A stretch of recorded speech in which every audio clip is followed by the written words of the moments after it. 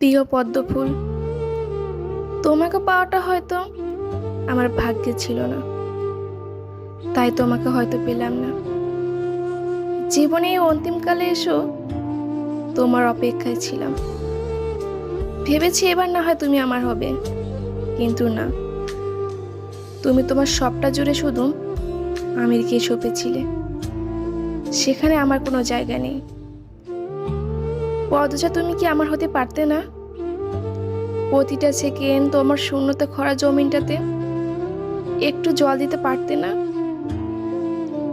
পদজার ভালোবাসা বুঝি এমনই হয়, তোমাকে ছাড়া প্রতিটা সেকেন্ড যে আমার মৃত্যু যন্ত্রণা দেয়।